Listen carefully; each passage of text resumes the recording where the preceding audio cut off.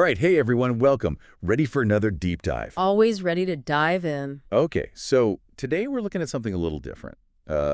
Usually, we're digging into like philosophical essays or, maybe some ancient text or something. Right, yeah. But today we're going poetic. Interesting. Yeah, we've got excerpts from a poem called Powers Absolute by RoseMarie Jones. Powers absolute. Yeah, Okay. and it's really all about these big concepts, energy, light, and truth. And, it just got me thinking, like, how does a poem even, like something so personal and so expressive, can it even help us understand these concepts? Yeah, I mean, it is interesting, right? Because poetry is often seen as so subjective, but Yeah, there's also like this universality to it, it can tap into something deeper. totally. So let's see what Jones has to say here. Right off the bat, she hits us with this phrase, powers absolute.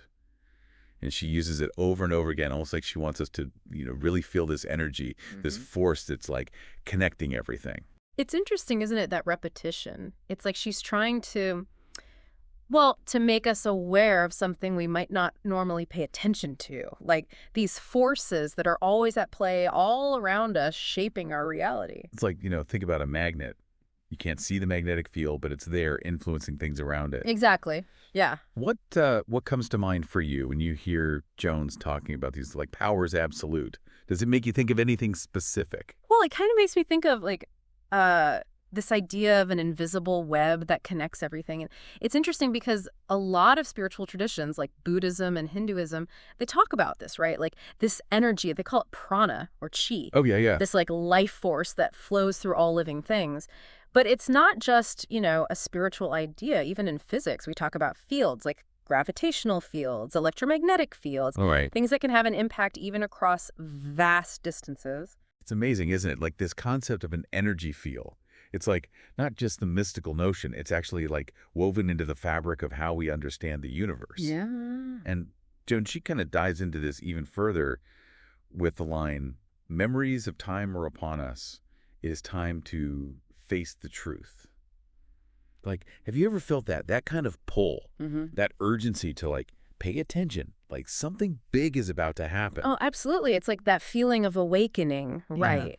Becoming aware of something you've always known deep down, but maybe haven't fully acknowledged or maybe even tried to ignore.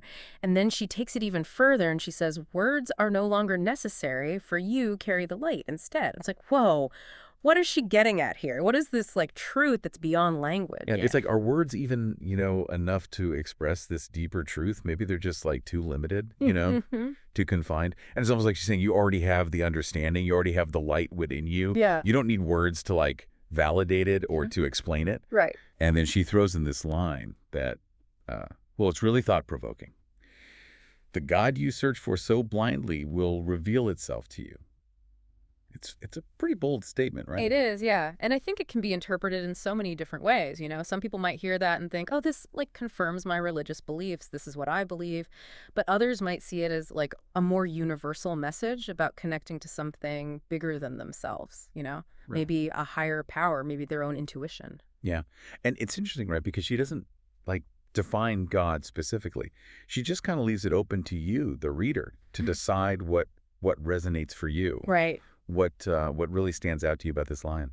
Well, I think what's really powerful is how she connects this search for, God, whatever that means to you, with this idea of carrying the light. It's like, it's not about desperately searching for something outside of yourself, but about recognizing and nurturing the light, the truth that you already have within you. That's so true. It's like it's all right there waiting to be discovered. So even in this short excerpt, Jones manages to touch on like all these really profound ideas. Yeah.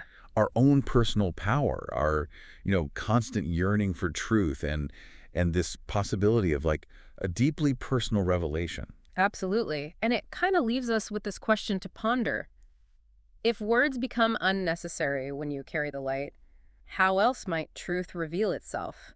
What if truth isn't just something you hear or something you read, but something you feel, something you experience in a way that goes beyond language? It makes you think, doesn't it? Yeah, It's like maybe there's a whole other level of understanding waiting for us. maybe so. Well, on that note, thanks for joining us for another deep dive. We'll see you next time. Thanks for having me. Of course. It's been a great discussion. Yeah, I always enjoy these. Me too.